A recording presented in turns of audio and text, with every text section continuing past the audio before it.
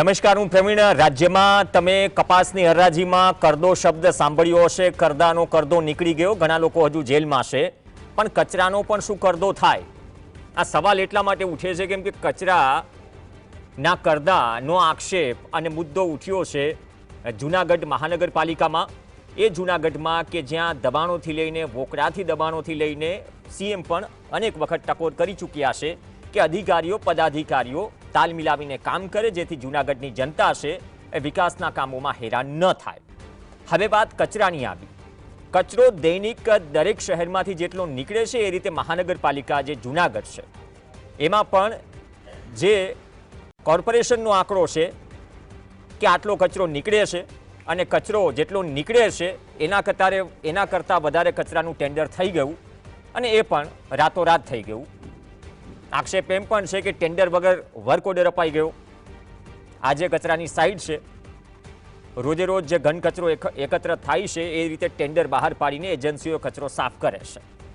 પણ કચરામાં પણ સોના મોહર ભળી જાય જ્યારે એમાં પણ કટકીની સુગંધ આવે. વિપક્ષે ખુલ્લો આક્ષેપ કર્યો કેમ કે જ્યારે શહેરમાંથી દરરોજ વધુમાં વધુ 140 મેટ્રિક ટન કચરો એકઠો થાય તો પછી મહાનગરપાલિકાએ દરરોજના 290 મેટ્રિક ટન કચરાનું ટેન્ડર કઈ રીતે આપ્યું? એટલે કે ઓલમોસ્ટ ડબલ. શું રાતોરાત કચરો વધી ગયો? અને એમાં પણ સૌથી મોટો પેચ એ ફસાયો છે કે પહેલા જે કંપની એટલે કે જે એજન્સી આ કચરાનો નિકાલ કરતી હતી, એજન્સીને પહેલા સારું કામ છે એમ કરીને ટેન્ડર આપવાની વાત થઈ, બાદમાં ના પાડવામાં આવી, ફરી ટેન્ડર બીજું બહાર પાડવામાં આવ્યું, એ ટેન્ડર ફરી રદ કરવામાં આવ્યું અને ફરીથી એ જ કંપનીને કામ આપવામાં આવ્યું. તો ખુદ વિપક્ષમાં પણ વિરોધ પક્ષના નેતા છે લલિત પણસારા ગંભીર આક્ષેપ કરી ચૂક્યા છે. એ જ જૂનાગઢ મહાનગરપાલિકા છે કે જ્યાં સભ્ય સંખ્યા અગાઉ ઓછી હતી તો જૂનાગઢ મહાનગરપાલિકામાંથી વિપક્ષનું પદ રદ કરી દેવાયું, ત્યારે પણ હોબાળો થયો હતો. તો જૂનાગઢમાં તો આમ તમે બાયપાસથી બધી જગ્યાએ જાઓ, તમે ખોદેલા રોડ રસ્તા મળી જાય. જૂનાગઢની ઓળખ લાંબા સમયથી બનેલી હતી. ઉપરથી કચરાના નિકાલમાં પણ શું કૌભાંડ થઈ રહ્યું છે. અને જે સ્થાયી સમિતિ અગાઉ જે કર્યું હતું કે એજન્સી સારી છે તેથી તેને કામ આપવું છે, બાદમાં કામ ન આપી ટેન્ડર બહાર પાડ્યું, એ ટેન્ડર રદ કરી ફરીથી એ જ કંપનીને કામ આપ્યું. અને જે આંકડો જે સામે આવે છે કેમ કે ડિસેમ્બર 2020 જે ડિટેલ આવી છે મહાનગરપાલિકામાંથી અને વિપક્ષ જે કહી રહ્યું છે, ડિસેમ્બર 2020માં ગુનાર્થ એજન્સીએ ઈવનગર ડમ્પિંગ સાઇટ જેના દ્રશ્યો આપણે જોયા, એ સાઇટ પરથી ઘન કચરાનો નિકાલ કર્યો. એટલે જાન્યુઆરી 2023થી એક નવું ટેન્ડર થયું. માર્ચ 2025 સુધી એ કચરાના નિકાલ માટેનું ટેન્ડર હતું અને 27 મહિના ગણો અને દિવસો ગણો અને રોજનો 140 ટન લેખે 1.40 મેટ્રિક ટન જેટલો કચરો થાય, જેના બદલે મનપાએ 2.35 મેટ્રિક ટનના નિકાલ માટે બે ટેન્ડર બહાર પાડ્યા. બે અલગ અલગ ટેન્ડરમાં પણ વચરાજ એજન્સીએ અગાઉ 1.06 મેટ્રિક ટન કચરાના નિકાલ માટે 4 કરોડથી વધુની રકમ અપાઈ, કામ અપાયું, એ ચૂકવાઈ પણ ગયા. અને ત્યારબાદ આ જ એજન્સીને 1.29 મેટ્રિક ટન કચરા માટે વધુ 5.21 કરોડના કામ અપાયા, એ પણ વગર ટેન્ડરે વર્ક ઓર્ડર કરી દેવાયો એવો આક્ષેપ છે. કે રાત્રે ટેન્ડર થયું, વહેલી સવારે ટેન્ડર થયું, બપોરે પાસ થઈ ગયું, તેવી તો શું નોબત આવી. અને વાર તહેવારે જૂનાગઢમાં સત્તા પક્ષમાં જે પદાધિકારીઓ છે સવાલ ઉઠાવતા આવે છે. હવે અહીંયા તો જે ઘરની પેઢી છે તેનાથી પણ શું બદતર વહીવટ થઈ રહ્યો છે. કેમ કે સ્થાયી સમિતિ પોતાના જ નિર્ણયો ધીમે ધીમે ફેરવી રહી છે. અમે પ્રયત્ન કર્યો કે કોર્પોરેશનમાં કોઈ સત્તાધીશ, કોઈ વ્યક્તિ સ્ટેન્ડિંગ કમિટીના ચેરમેન કે કોઈ બેસે આ ડિબેટમાં. અમારા સહયોગી હિરેન ધકાણે પ્રયત્ન પણ કર્યો કે કોઈ બેસે, કેમ કે પક્ષ ત્યાં પણ રાખવો જોઈએ. આ રાતોરાત જે ગુલાબી ઠંડીના વાતાવરણની જેમ જે આંકડાઓ પલટાઈ જાય છે અથવા નિર્ણયો પલટાઈ જાય છે, એની પાછળનું કારણ શું છે? અને કચરો આવક ડબલ થયું હોય કે ન થયું હોય? શું જૂનાગઢમાં રોજનો કચરો ડબલ થઈ ગયો છે? એ પણ સવાલ ઉઠે છે. અને એક વિધિવત પ્રક્રિયા છે. ડોર ટુ ડોર કચરાનું કલેક્શન થાય, જે તે જગ્યાએ સાઇટ હોય છે ત્યાં એકઠો થાય છે અને જે એકઠો થાય છે એના નિકાલ માટે જે તે એજન્સી માટે ટેન્ડર બહાર પડે. અને એ ટેન્ડરમાં જ જો સીધી ગોલમાલ હોય એવા આક્ષેપ લાગે તો પછી જવાબ આપવા તો બેસવું પડે, પણ બેસી નથી રહ્યા. તમે પ્રયત્ન કર્યો, ભાજપના જ કોઈ નેતા જે જંકશનથી જોડાયેલા છે તેમની સાથે પણ વાતચીત કરીએ, તે પણ બેસે, ખબર પડે કે જૂનાગઢમાં શું ચાલી રહ્યું છે. હવે જે બંને વર્ક ઓર્ડર જે છે, વર્ક ઓર્ડર એટલે કે જે એજન્સીને આપ્યા છે કચરા નિકાલ માટેના, તે મુજબ ડોર ટુ ડોર ઘરે ઘરેથી જે કચરો એકત્ર થાય છે, આપણે ભીનો અને સૂકો કચરો અમદાવાદ રાજકોટથી માંડીને બધી જ જગ્યાએ સ્વચ્છતા અભિયાનના ભાગરૂપે જે એક પ્રક્રિયા લાગુ કરવામાં આવી છે એ મુજબ ડોર ટુ ડોર જે કલેક્શન થાય છે એ કચરો 290 મેટ્રિક ટન હોવો જોઈએ, આ બંને વર્ક ઓર્ડર મુજબ. પણ ખુદ મહાનગરપાલિકા સ્વીકારે છે કે રોજ મહત્તમ જે કચરો છે 140 મેટ્રિક ટન જ થાય છે. તો બાકીનું શું નિકાલ કરવાનું છે? અથવા તો ટેન્ડરની જે પ્રક્રિયા છે, ટેન્ડર કર્યા વગર જે બીજો જે ભાગ જે છે એ શું સીધો વર્ક ઓર્ડર કરી દેવાયો? અથવા કોઈ પૂછવા વાળું નથી? કહ્યું કે 11 જેટલા સભ્યો છે એટલે વિપક્ષનું પદ છે, તો સવાલ ગંભીર છે. પણ કચરામાં પણ શું કરદો નીકળી રહ્યો હશે? લલિત પલસાણા જોડાશે, જે વિપક્ષના નેતા છે જૂનાગઢ મહાનગરપાલિકા, અને અમૃતભાઈ દેસાઈ જોડાશે, જે જનસંઘથી જોડાયેલા આગેવાન છે અને જૂનાગઢમાં જે કંઈ પણ વસ્તુ થઈ રહી છે, જ્યાં ટકોર કરવા જેવી છે, ખુલીને વાત કરે છે નેતા ભાજપ અમૃતભાઈ દેસાઈ. બંનેનું સ્વાગત છે. લલિતભાઈ, આ તો કેવું, આ પહેલા ટેન્ડર વગર વર્ક ઓર્ડર થઈ ગયો? આજે મેં પ્રયત્ન કર્યો કે મહાનગરપાલિકામાંથી કોઈ સ્ટેન્ડિંગ કમિટીના ચેરમેન કે કોઈ બેસે તો એટલીસ્ટ થોડો સવાલ જવાબ થાય કે તમે 7 વાગ્યાની આસપાસ આ વર્ક ઓર્ડર કરવાની અથવા તો આ પ્રક્રિયા કરવાની વાત કરી રહ્યા છો. એવું તો શું થયું? મતલબ કે વારે ઘડીએ અમુક નિર્ણયો ફેરવવા પડ્યા અને જેટલો કચરોનો નિકાલ થાય છે જૂનાગઢમાં, એનાથી જો બંને વર્ક ઓર્ડરનું માનીએ તો કચરો તો ડબલ છે. જી નમસ્કાર. આપણે જોઈએ કે જે આખું જે સિટીમાંથી કચરો એકત્રિત કરવામાં આવે છે મહાનગરપાલિકા દ્વારા, એ આખો કચરો જે છે એને યુવનગર ડમ્પિંગ સાઇટ ખાતે સ્ટોર કરવામાં આવે છે, ત્યાં રાખવામાં આવે છે. જ્યારે આ કચરો આપણે જોઈએ કે 2023 પહેલા એક એજન્સી હતી ગુણાર્થ, એને 2022ની ડિસેમ્બર મહિના સુધી તમામ કચરો ત્યાંથી સાફ કરી નાખ્યો હતો. ત્યારબાદ જે 1/1/23 થી અને 31 માર્ચ 25 સુધીમાં સોલિડ વેસ્ટ મેનેજમેન્ટના જે ત્યાંના સુપરવાઇઝર અને અધિકારી છે એનો રિપોર્ટ કર્યો કે અહીંયા 1,29,000 મેટ્રિક ટન કચરો છે જેને દૂર કરવાનું છે. એટલે મહાનગરપાલિકા દ્વારા આપણે જોઈએ કે 10મો મહિનો અને 2024માં 10મા મહિનાની 2024માં ત્યારે એક ટેન્ડર બહાર પડ્યું, જે જય વછરાજ જે એજન્સી છે એમને ટેન્ડર ઉપાડ્યું. એ 1,06,000 મેટ્રિક ટન જે કચરો હતો એના માટે એને 4 કરોડ ને 28 લાખ રૂપિયાનું ટેન્ડર આપવામાં આવ્યું. ત્યારબાદ એજન્સીને 3 માસની મુદત હતી, એટલે સ્વાભાવિક રીતે જાન્યુઆરીમાં 2025માં એનો વર્ક ઓર્ડર પૂરો થતો હતો. પરંતુ ચોથા મહિના સુધી કામ ચાલ્યું. ચોથા મહિના સુધીમાં કંપનીએ 1,06,000 મેટ્રિક ટન ત્યાંના યુવનગરના ડમ્પિંગ સાઇટના ચોપડા રજીસ્ટરમાં કે એને આ કામગીરી પૂર્ણ કરી નાખી છે, એવો ત્યાં રિપોર્ટ છે. અને એજન્સી તમામ એની વસ્તુને બધું લઈને વહી ગઈ. અચાનક એજન્સીનો પત્ર આવે છે અને પત્રમાં એમ કહે છે કે અમે આગળનું કામ જો અમને આપશો તો અમે જૂના ભાવે જે પ્રતિ ટન 404 રૂપિયા છે એ હવે પછીનો જે કચરો છે એ અમે ત્યાંથી દૂર કરી દેશું. અને પાછો આ જે રિપોર્ટ છે જે અમે માંગ્યો હતો મહાનગરપાલિકામાંથી સોલિડ વેસ્ટનો, એમાં એવું કે એમાં એવું સ્પષ્ટ લખ્યું નહીં. ચોથા મહિના 2025નો એપ્રિલનો, એટલે એમાં એવું લખ્યું હતું કે હજી 80% જગ્યા ત્યાં રોકાયેલી છે. જો તમામ કચરો ઉપડી ગયો હોય તો 80% જગ્યા કઈ રીતના રોકાય?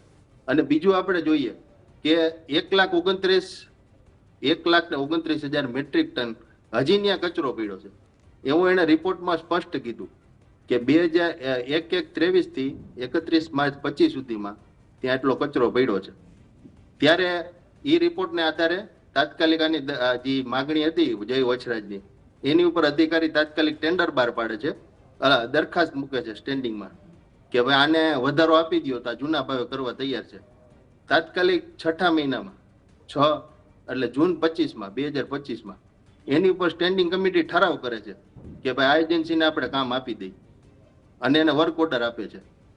ત્યારબાદ ચોમાસું હતું એટલે કામગીરી થઈ ના શકી અને 10મા મહિનામાં અચાનક હમણાં જે આપણે 10મો મહિનો ગયો આગલો 13/10/2025ના દિવસે સ્ટેન્ડિંગ કમિટી એ એજન્સીનો વર્ક ઓર્ડર એવું કહીને કેન્સલ કરે છે કે ગમે એજન્સીને 10% આપણે એક્સેસ આપી શકીએ, 100% ન આપી શકીએ.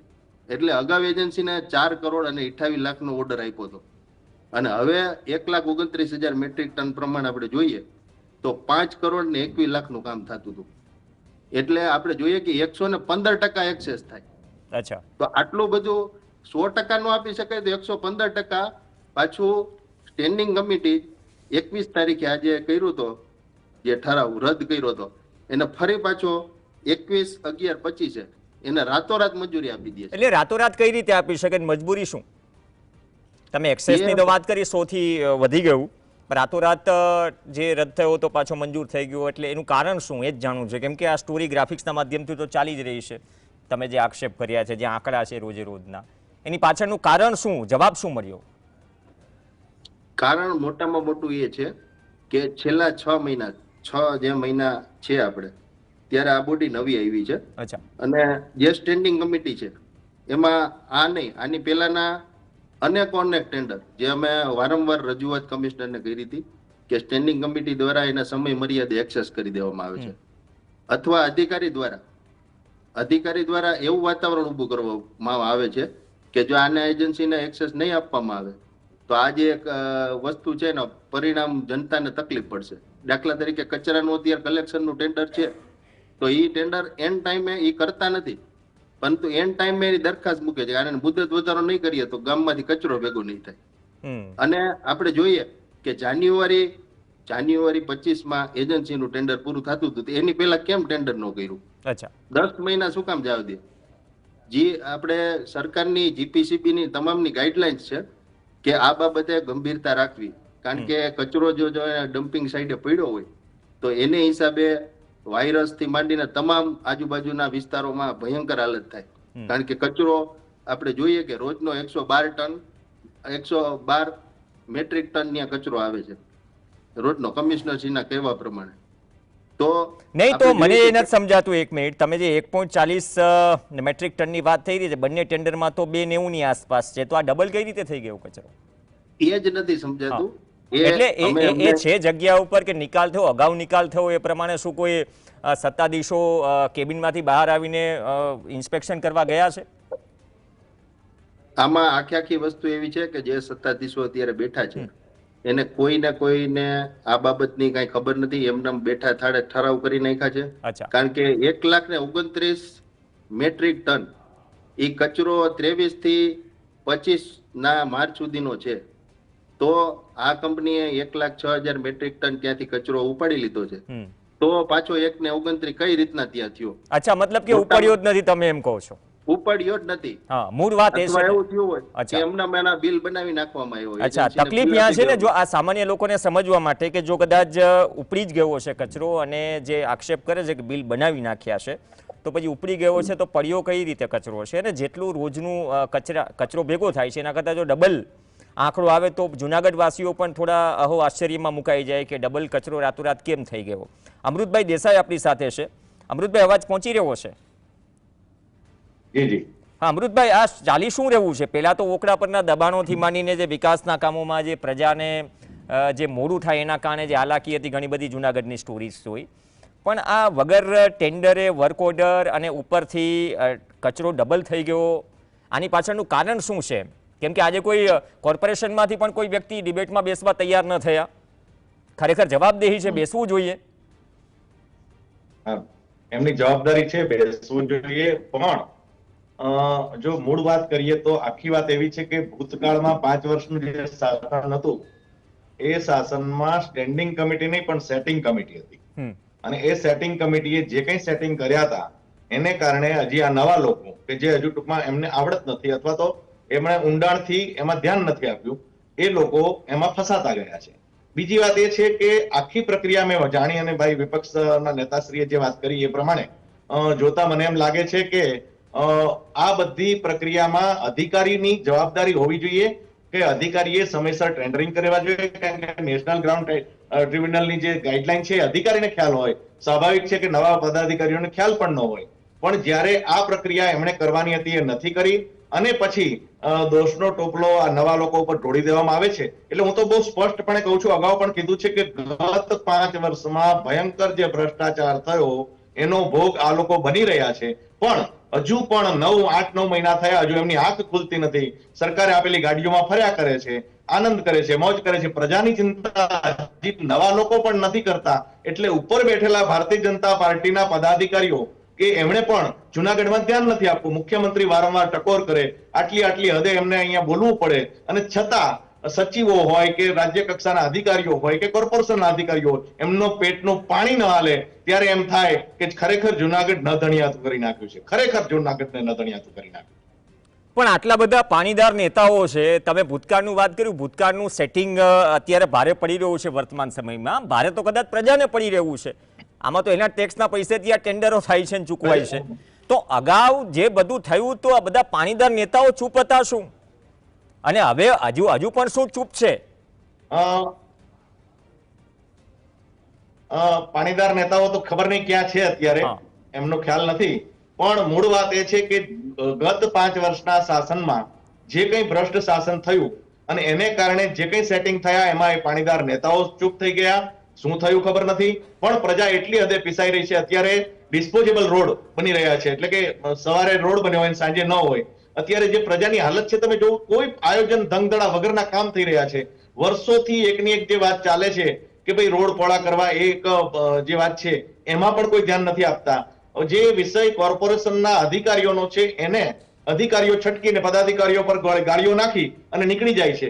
શા માટે આમાં જે એની જવાબદારી હોય, જે આ કચરાના આવડા મોટા કૌભાંડમાં જેની જવાબદારી હોય એને શા માટે સજા નથી થતી? શા માટે એને કોર્ટમાં નથી મૂકવામાં આવતા? શા માટે કમિશનર એની સામે પગલા નથી લેતા? શું કામ? શા માટે જવાબદારી કેમ નહીં કોઈની? બસ જવાબદારી કોઈની નહીં, હાથ ખખેરીને ઉભું રહી જવાનું. મુખ્યમંત્રી ટકોર કરે, એ ટકોરને સાંભળીને બેસી જવાનું. અને મુખ્યમંત્રીને પણ કહું છું કે ગુજરાતના મુખ્યમંત્રી છો ત્યારે તમારે પણ ટકોર કરવાની નહીં, હવે કડક પગલા લેવાની જરૂર છે. નહીંતર આ જુનાગઢના આ અધિકારીઓ ને આ પદાધિકારીઓ આ જુનાગઢની પ્રજાને ચૂસી જશે, ખાઈ જશે. હાલત ખરાબ છે, ત્યારે એમણે પણ જોવાની જરૂર છે. અને આદરણીય નરેન્દ્રભાઈને કહું કે આપના નામે જીતેલા, ચૂંટણી જીતેલા લોકો અત્યારે જે રીતે કામ કરી રહ્યા છે એ ખરેખર ખૂબ નિંદનીય છે, ખૂબ દુઃખદાયક છે.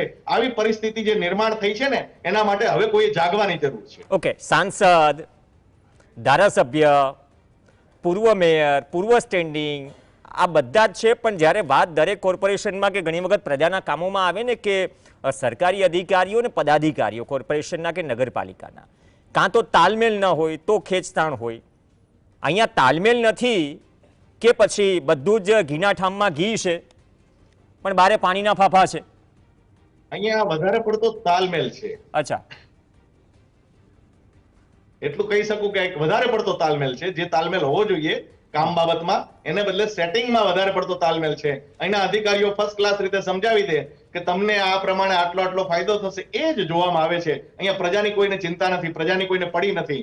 અને પછી જ્યારે વાત આવે પ્રશ્ન કરવાનો, પ્રજા પ્રશ્ન કરે, વિપક્ષ પ્રશ્ન કરે, પ્રેસ મીડિયા આવે, ત્યારે એ લોકો હાથ છટકાવીને જતા રહે કે અમે નહીં બેસી શકીએ, અમે નહીં. શા માટે ભાઈ? તમારી જવાબદારી છે, તમે ચૂંટાયેલા છો, તમારી જવાબદારી છે તમારે પ્રેસ સમક્ષ બેસવું જોઈએ, પ્રેસ સમક્ષ સાચી વાત કરવી જોઈએ. શા માટે ડરો છો ભાઈ પ્રેસથી? તમે શા માટે મીડિયાથી ડરો છો ભાઈ? તમે ડરો છો એનો મતલબ કે તમારામાં કંઈક ખામી છે અથવા આવડત નથી. બસ બે જ વસ્તુ હોઈ શકે સાહેબ. તો લલિતભાઈ, હવે શું છેલ્લો સવાલ, સમય ઓછો છે. જે અમૃતભાઈએ કહ્યું, કેમ કે અમૃતભાઈએ તો લાંબા સમયથી શાસન જોયું છે અને અધિકારીઓ અને સાથે સાથે નેતાઓને બદલતા જોયા છે, નેતાના રંગ પણ બદલતા જોયા છે. કેમ કે જ્યારે વાત પ્રજા સાથે જોડાયેલી હોય ત્યારે વિપક્ષ હોય કે સત્તા પક્ષમાં એ નેતા હોય કે જે પ્રજાના આગેવાન છે અથવા તો પ્રજા સતત એને સવાલ કરે છે, તો બટ ઓબ્વિયસ છે સવાલ કરવાના જ કે ભાઈ આટલો ગેરવહીવટ ન ચાલે. તો હવે શું આ હિસાબ મળશે? ચોક્કસ એનો જે હજી અમે તમામ ડોક્યુમેન્ટ ભેગા કર્યા, આ જે માહિતી છે એ અમે હજી અમારી પાસે જસ્ટ માનો ને કે 10 દિવસના ટૂંકા ગાળામાં અમે એકત્રિત કરી હતી. કારણ કે સ્ટેન્ડિંગ કમિટીએ ઘણા સમયથી અમને એજન્ડો દેવાનું બંધ કરી દીધું હતું. અચ્છા, ત્યારે જ અમે સમજી ગયા હતા કે આમાં કોઈને કોઈ મોટા પ્રમાણમાં ભ્રષ્ટાચાર થઈ રહ્યા છે. કારણ કે જ્યારે અમારી પાસે એજન્ડો આવતો ત્યારે અમે એનો અભ્યાસ કરીએ, પછી તમામ માહિતી માંગીએ કે ક્યાંય પણ ગેરરીતિ નથી થતી, જે સરકારના પૈસા આવે છે એ જનતાને એનો પૂરો લાભ મળે. આપણે જોઈએ કે અમૃત સ્કીમ હેઠળ જેટલા પણ પ્રોજેક્ટ થયા તમામ ભાઈ ફેલ છે. એકોએક ઓકે. જેટલા પણ પ્રોજેક્ટ થયા તમામ પ્રોજેક્ટો ફેલ છે. ત્યાં જે ડમ્પિંગ સાઇટ છે ત્યાં એક ગેસનો આખો પ્લાન્ટ બનાવેલો હોય, 5 વર્ષ થયા, 5 કરોડ ખર્ચા, હજી 1 કિલો ગેસ ઉત્પન્ન નથી થયો. નહીં, આ આવી રીતના- ઘણા બધા પ્રશ્નો છે મહાનગરપાલિકાઓના, પણ તમે કહ્યું કે વિપક્ષને એજન્ડા નથી આપવામાં આવતો, તો આ તો અઘરી વસ્તુ થઈ અને અપેક્ષા રાખીએ, થોડો સમયનો અભાવ છે. પણ તમે જે વાત કરી કે કચરામાં પણ કટકીનો કરદો થાય છે અને કચરો જેટલો એક્ઝેક્ટ હોય છે એના કરતાં ડબલ કઈ રીતે થઈ જાય છે, એ કદાચ ભવનાથથી લઈને છેક મેંદરડા ચોકડી સુધી આ સવાલ કદાચ ચર્ચાઈ રહ્યો હશે કે આવો તો કેવો તાલમેલ, જે રીતે અમૃતભાઈએ કહ્યું કે તાલમેલ થોડો વધારે છે, કદાચ આ શું વધારે તાલમેલના કારણે જ કચરો ડબલ થઈ ગયો હશે. સવાલ ઘણા છે. અપેક્ષા રાખીએ કે સત્તા પક્ષના જે કોર્પોરેશનમાં પદાધિકારીઓ છે એને બેસવું જોઈએ અને કંઈ જો ખોટ ના હોય હિસાબમાં તો જવાબ પણ આપવો જોઈએ. અપેક્ષા એ જ રાખીએ. ધન્યવાદ અમૃતભાઈ અને લલિતભાઈ ચર્ચામાં જોડાયા. આ સાથે ચર્ચામાં હાલ બસ આટલું જ. નમસ્કાર.